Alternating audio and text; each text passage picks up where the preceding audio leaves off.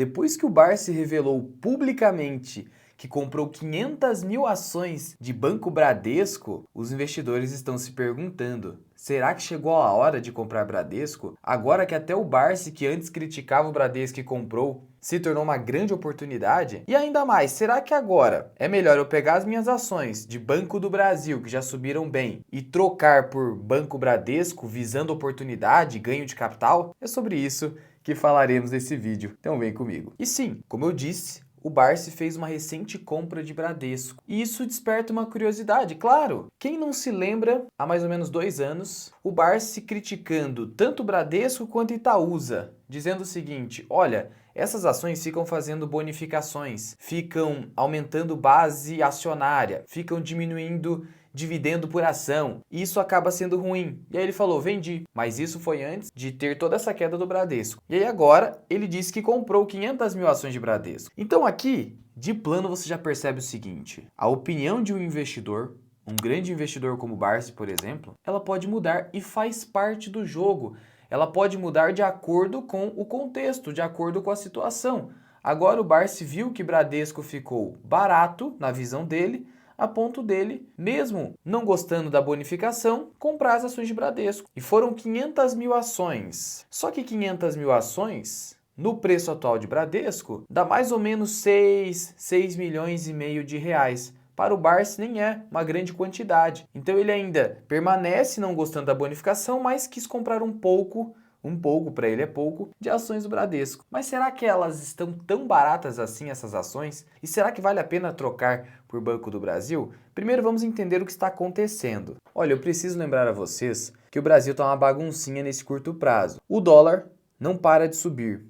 Só nesse ano já subiu mais de 15%. Ou seja, se você tivesse simplesmente comprado dólar nesse ano, você teria batido a maioria dos investimentos que a gente teve aí no nosso mercado interno. Mas não estou dizendo para você fazer isso. Não vale a pena comprar uma moeda.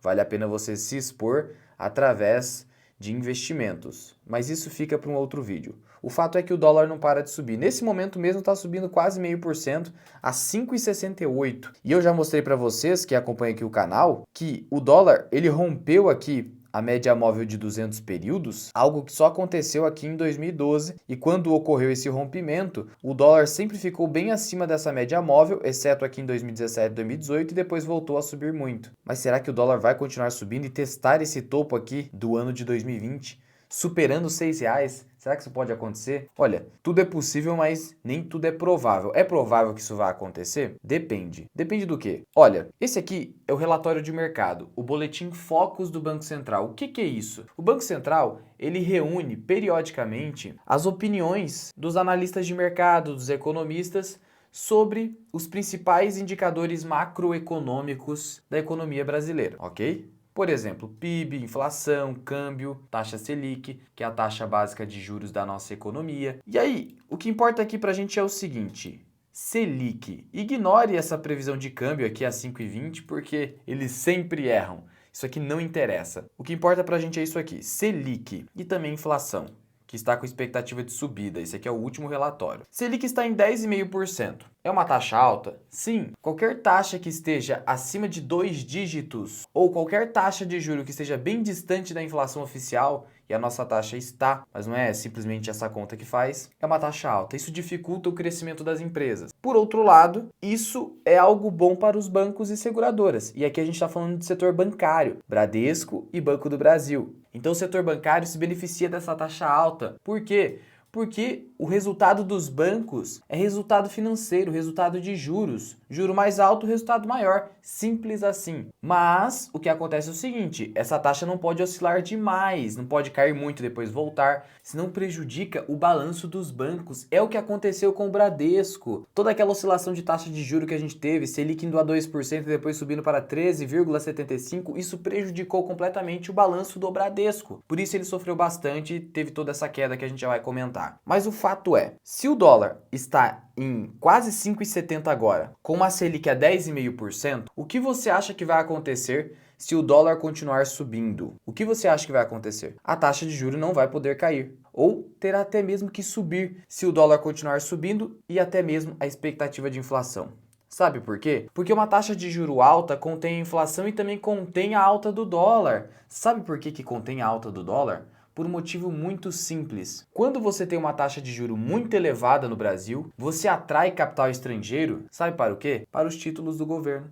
Para a dívida do governo, Tesouro Direto, para resumir. Então esses dólares, eles entram no Tesouro Direto, nos títulos públicos federais, que é o nome correto, e ali se concentram, porque está pagando muito juro, vale a pena. Então o que acaba acontecendo é que essa taxa de juro alta atrai o dólar para o país para conter a alta do dólar, porque aí o dólar entrando no Brasil, ele se torna menos escasso. Se tornando menos escasso, você tem uma queda. É assim que ocorre o controle do dólar nesse sentido. Mas e aí, o dólar vai ficar nesse 5,20 como eles estão prevendo? Difícil dizer. O fato é que, enquanto a gente tiver essa briga do atual presidente da República contra o presidente do Banco Central, dizendo que tem um ataque especulativo ao dólar, que o presidente do Banco Central é culpado disso, que tem viés político, enquanto isso acontecer, o dólar vai continuar subindo, porque o estrangeiro não quer esse tipo de embate, não quer ficar num país onde tem um conflito claro entre presidente do Banco Central e presidente da República. E eu não estou tirando isso aqui da minha cabeça, tanto que hoje teve alta nas taxas do DI, o DI, juro futuro, expectativa de juro. Então o mercado está dizendo o seguinte: enquanto o Brasil não resolver esse problema, principalmente o problema fiscal, a gente vai continuar tirando dinheiro do Brasil. Isso vai gerar alta do dólar frente ao real. E não pense você que com a troca do Banco Central você pode simplesmente cortar a taxa Selic na marra. Sabe por quê? Porque precisa de um dólar mais baixo para isso acontecer, senão a taxa vai continuar alta, ok? Por que eu disse tudo isso? Porque esse é um cenário que beneficia bancos. Feito esse contexto, vamos ao Bradesco. O que está acontecendo hoje com o Bradesco? Nos últimos 12 meses caiu mais de 20%. Aqui as ações ordinárias. Aqui as ações preferenciais caíram até mais. Só que não é porque as ações preferenciais caíram mais que elas estão mais baratas que as ordinárias. Como que você compara qual está mais barata agora? Basta você olhar para o indicador preço ou valor patrimonial de cada uma delas. Aqui está em 0,79 e aqui está em 0,71, significando que as ordinárias estão mais descontadas. E por quê? Porque a ordinária, primeiro, paga 10% a menos de dividendo, só que o dividend yield dela está em 10,89 e o da preferencial está em 10,84. Então isso só significa e reforça que a ordinária está mais barata nesse momento. E por que a ordinária tem menor liquidez? Quando você clica aqui em empresa, você percebe que a liquidez da ordinária é algo em torno de 88, 89 milhões, pode chegar até 100 milhões. É uma liquidez que para o pequeno investidor, tá bom. Quem não vai ficar comprando 1 milhão por dia de ações ordinárias, tá tudo certo.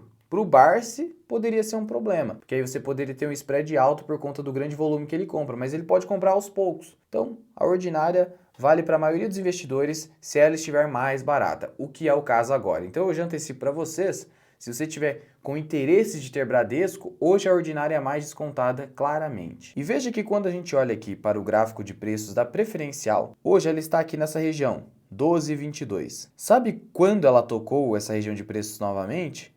Aqui em 2017. É por isso que o pessoal pega e olha, puxa vida, quer dizer que eu praticamente não tive retorno com o Bradesco desde 2017 por conta de toda essa queda? Não é bem assim. Algum retorno você teve por causa dos dividendos, bonificações, mas sim, em termos de cotação ajustada, você está nessa mesma região. Então o retorno foi muito baixo de qualquer forma. Mas é aí que mora a oportunidade eventual, não estou dizendo que é. Porque se você tem uma ação que acabou caindo tanto, que se você pega no seu histórico, ela acabou não entregando um retorno tão alto por conta de uma situação hoje de dificuldade da própria empresa, você tem uma eventual oportunidade, porque se a empresa conseguir se recuperar, não a patamares de preços anteriores, mas sim a patamares de rentabilidade, aí você pode ter um ganho de capital interessante. E aqui já antecipo, não significa que o Bradesco hoje vai te tornar milionário, que é uma oportunidade de uma década. Não, já é um banco bem grande, já é um transatlântico. Mas isso não quer dizer que só por conta disso eu não posso ter um retorno alto ajustado ao risco. Deixa eu só te dar um exemplo aqui. Hoje o grande problema de Bradesco está no seu ROI. Tá vendo o ROI aqui? O ROI é o indicador mais importante quando os analistas estão olhando para bancos, porque ele mede o retorno sobre o patrimônio líquido. Por que ele é importante? Porque o banco, como que ele se financia? Pegando o dinheiro do poupador, pegando esse dinheiro e funcionando como intermediário, emprestando a terceiros e ganhando com a taxa que ele consegue nesse meio do caminho. Ele paga um juro mais baixo para o poupador, que está entregando os recursos para ele, e entrega uma taxa mais alta para o agente deficitário, que é quem precisa da grana, pode ser empresa ou pessoa física. E essa taxa aqui, esse custo esse custo de captação aqui, que ele paga para ter o dinheiro, porque ele não está operando com o próprio capital, essa taxa aqui precisa ser menor do que o retorno que o banco tem. Senão o negócio é insustentável. E aí o que acontece? Hoje o ROI do banco ficou aqui próximo de 10%. 2023, 8,6%. Só que a taxa Selic é 10,5%. E o banco, para captar dinheiro, ele vai pagar mais ou menos o CDI ou a Selic. Então, eis a dificuldade do banco hoje. Ele tem um custo de captação próximo de 10, 9, 10, sendo que a rentabilidade dele está próxima de 8, 9. Então, essa diferença negativa que fez o banco cair bastante, mas a rentabilidade do Bradesco em 2021 esteve em 14 a 15%. Então, se o banco conseguisse voltar para esse patamar de 14 a 15% com sustentabilidade, ele poderia facilmente voltar a negociar a um patamar de indicador preço sobre valor patrimonial, que tem muita relação com o ROI, porque a gente está falando de patrimônio líquido, de 1,5 vezes, que é a média histórica do Bradesco. Então, se o Bradesco hoje está em 0,70, 0,80, para ele voltar para 1,5, ele teria que o quê? Praticamente dobrar de preço. Ou, sendo mais pessimista possível aqui, subir 50%. Então veja que seria uma oportunidade de você ganhar 50% até 100%, mas aí é que tá, não é uma oportunidade de você, nossa, multiplicar o capital várias vezes. Aqui vale mais como uma oportunidade de acumulação de muitas ações que não irão subir no curto prazo, pelo menos é o que se espera, para depois ver o seu capital ali ganhando 50%, até dobrando em pouco tempo. Mais os dividendos, não podemos ignorar os dividendos, porque hoje o dividend yield de Bradesco está bem alto, acima de 10%. Mas será que é um dividend yield sustentável? É sempre importante olhar para isso. E aí a gente tem que olhar para o histórico aqui de dividendos do Bradesco, né? Aqui eu estou olhando para a ação preferencial. Vamos olhar para a ordinária, que é a mais barata nesse momento, fica mais adequado aqui. Dividendos pagos. 2023 pagou em 54. Aí já é um dividendo que eu considero complicado de você esperar. Porque se 1,54, e aí você vai no payout, foi um payout de 71%. Você acha razoável o banco pagar 70% de payout? Eu não acho razoável. Eu prefiro sempre olhar para a média. O fenômeno da regressão à média é muito poderoso. Então, um payout de 50% seria muito mais razoável, que é o payout que mais ou menos vai praticar ali o Banco do Brasil, algo próximo disso, Banrisul, 40% a 50%. Então 70% eu não acho razoável. Por conta disso, não dá pra gente esperar, puxa vida, um dividendo de 1,54. Eu prefiro ficar com esse dividendo aqui próximo de R$1.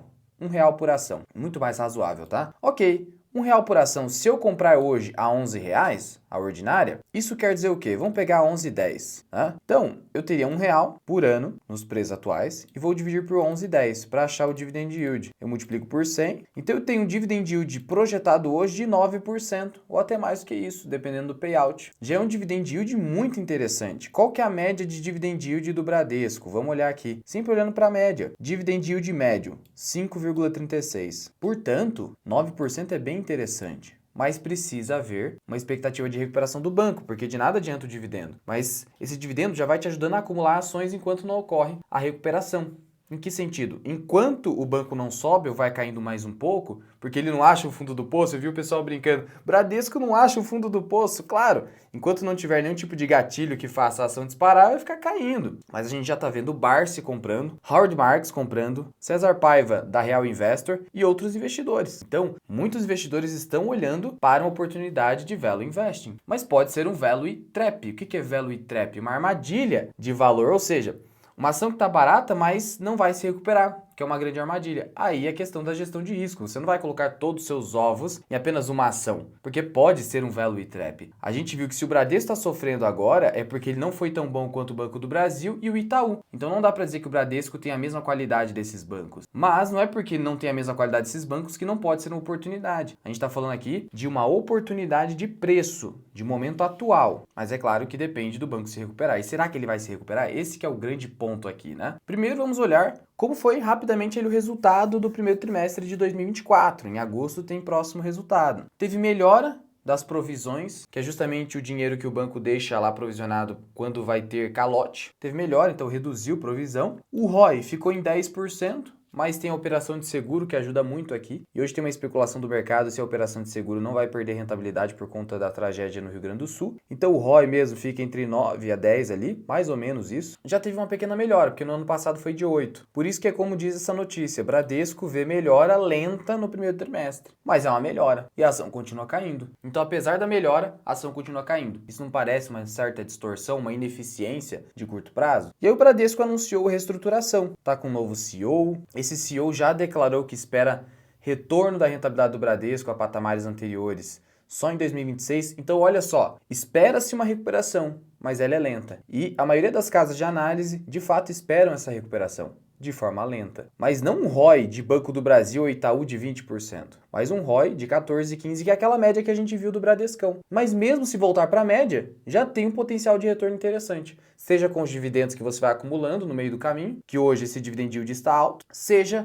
com um potencial de alta interessante com o retorno do ROI. Se o ROI retornar, vai ter que ter alta, não tem jeito. Não faz sentido a ação ficar nesse preço depois que o ROI voltar para um patamar como vem sendo praticado pelo Bradesco nos últimos 10 anos. E claro, quando eu digo não tem como no médio e longo prazo. Porque no médio e longo prazo a tendência é que o preço acompanhe o fundamento, o lucro ele vai determinar a direção da ação. No curto prazo não tem como prever nada. E aí a gente precisa comentar sobre o Banco do Brasil. Como é que está o Banco do Brasil hoje? Para a gente saber se vale a pena fazer essa troca. E veja, o Banco do Brasil negocia ainda com o indicador preço sobre valor patrimonial de 0,86. E a gente precisa entender qual que é o indicador histórico do Banco do Brasil, negociar em 0,97 ou até 1. Então o Banco do Brasil hoje ainda teria algum potencial de retorno, só não teria se o ROI cair. E aí entra as narrativas, sempre vai entrar as narrativas nesse sentido. Que narrativa? Veja o que está acontecendo agora. Banco do Brasil reconhece pressão das provisões, mas vem inadimplência sob controle. Então o pessoal já está dizendo o seguinte hoje em relação ao Banco do Brasil. Olha, o Banco do Brasil talvez não consiga manter esse ROI, porque vai aumentar a provisão, porque a inadimplência deve crescer no país, principalmente no setor rural. Então isso pode acabar afetando o ROI e a ação pode acabar não subindo, negociando no seu indicador de preço ou valor patrimonial de 1, justamente por conta disso, se esse risco se concretizar. E é por isso que as ações caem um pouquinho. Quando a gente olha para o último resultado reportado para o Banco do Brasil, que você pega lá no site de Relações com Investidores, a gente percebe que o ROI foi de 21%, super elevado. O lucro líquido foi em linha com as expectativas do mercado, de 8,5 bilhões, mas teve aumento de provisões, então é uma questão de monitoramento. Só que eu preciso ser honesto aqui com vocês. Quando a gente pega o histórico de Banco do Brasil, o ROI nem sempre foi tão alto assim, na casa dos 20%. Quando a gente olha para o ROI de 2016, ele estava aqui, ó, em 9,6%. Então veja que o Banco do Brasil, em 2016, já teve um ROI desse tamanho de Bradesco. Então veja que tudo pode acontecer, mesmo hoje, o Banco do Brasil indo muito bem, no passado já teve um momento ruim. Será que o Bradesco também não está apenas em um momento ruim? É isso que você vai ter que decidir de acordo com as informações que você tem disponíveis no mercado, de acordo com o que a gente está falando aqui para você ter subsídio suficiente para tomar sua decisão. Lembrando que não é nenhuma recomendação aqui, só estou te informando. Quando a gente olha para o histórico de ROI do Banco do Brasil, a gente já chegou a 9,6, como eu falei, a 10%, 10%. E veja que para sair de 9,61 e chegar a 14, levou praticamente 2 anos. Olha só, coincidência, mas veja que levou mais ou menos 2 anos para o ROI do Banco do Brasil voltar para um patamar ali sustentável, Brasil. Bradesco também pode levar 2, 3 anos. É uma coisa que demora, leva tempo. Não é do dia para a noite que você recupera a rentabilidade de um banco que sofreu muito com inadimplência, com oscilação de juro e tudo mais. E quando a gente compara hoje os múltiplos dos dois bancos, claro que o indicador preço-lucro Bradesco é mais caro. Claro, o lucro do banco caiu.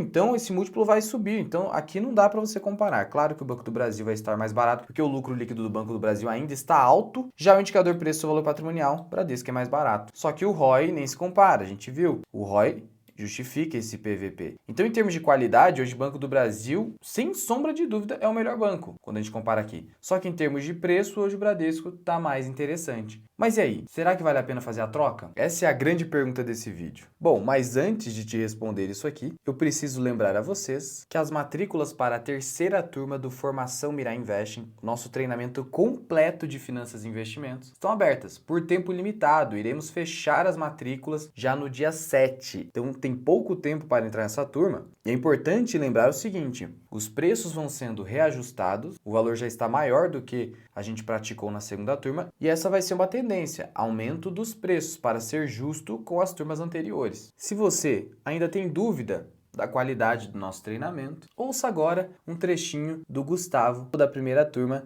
tem a dizer sobre o FMI. Você que tem dúvida de fazer ou não o curso FMI do Luan, não precisa ter dúvida, tá? O FMI é o melhor curso que eu já fiz. Além da didática do Luan, o curso é super completo. Ele te leva ao zero, daquele que não entende nada, até alguém capaz de identificar boas oportunidades, criar seu próprio preço-teto de ações e o mais importante, o curso te ensina a ler um balanço patrimonial, de forma que você não fique dependente de relatório de casa de análise, experiência própria. Eu acompanho o Luan desde a época que ele tinha seus 30 mil inscritos no canal. Sou da primeira turma do FMI. Antes de fazer o curso do Luan, eu tinha uma carteira de uma casa de análise famosinha, sabe? Famosa. Trocava o ativo a cada 3 meses. E o pior, mandava a gente comprar no topo. Pois é. Fazer o curso do Luan, eu percebi que quedas são oportunidades para aqueles que compram bons ativos. E bons ativos você saberá escolher lá no curso. Sabe por quê?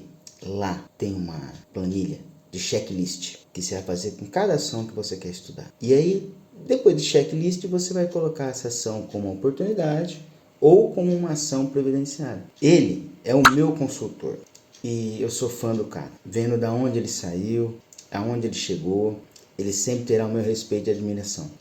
Um grande abraço a todos e se inscreve lá no FMI. Um abraço. E tem um detalhe, qual o nosso diferencial? Um suporte via WhatsApp, além de 12 módulos com mais de 40 horas de aula, então você tem um treinamento completo e diversos bônus aqui, checklist para escolha de ações, checklist para escolha de fundos imobiliários, planilha de valuation e o nosso suporte aqui personalizado. Mas afinal de contas, vale a pena trocar hoje Bradesco por Banco do Brasil? E na minha opinião, não. Não estou dizendo que o Bradesco não está barato. Eu entendo que ele está barato hoje. Inclusive, sobre isso, se vamos ou não comprar Bradesco, já falamos isso para os membros do canal, mas não é porque o Bradesco está barato que só por conta disso eu já vou fazer venda completa das minhas ações de Banco do Brasil para comprar Bradesco. Sabe por quê? Porque por mais que os gestores, analistas, muitas vezes possam recomendar isso, por exemplo, o César Paiva, ele eventualmente pode fazer vendas de Banco do Brasil que ele comprou no passado, mas vendas parciais para comprar Bradesco, ou uma casa de análise que tem uma carteira recomendada,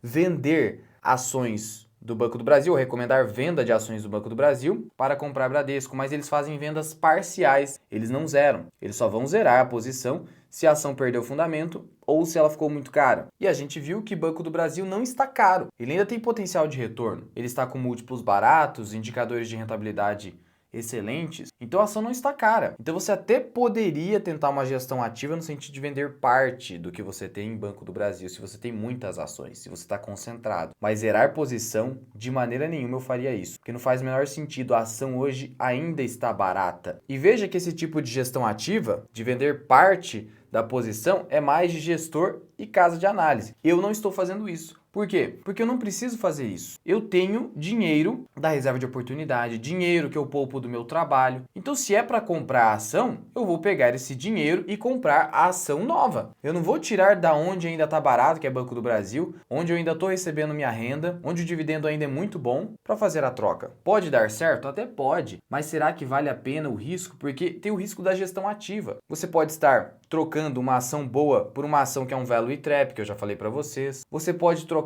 um dividendo que hoje deve permanecer bom por um dividendo que pode ser mais duvidoso, que o payout pode cair. Então tem o risco da troca. Então será que vale o risco da troca? Pensando no potencial de retorno do Bradesco e no risco do Bradesco, não vale, principalmente porque Banco do Brasil não está caro. Se ele estivesse excessivamente caro, por exemplo, 2 vezes valor patrimonial, ROI com clara previsão de queda, aí a gente poderia conversar, mas não é o caso atual. Sempre lembrando que qualquer giro pode ser bastante problemático, porque o investidor de longo prazo tem que evitar ao máximo o giro. Então, até por isso, já não seria recomendável fazer esse giro de carteira, só, de novo, se Banco do Brasil estivesse caro ou estivesse declinando, que aí você poderia pensar em fazer isso. E claro, meu amigo, Se esse vídeo te ajudou de alguma forma, te esclareceu alguma coisa, clica aqui embaixo no botão de gostei, compartilha com seus amigos e a gente se vê num próximo vídeo. Fui!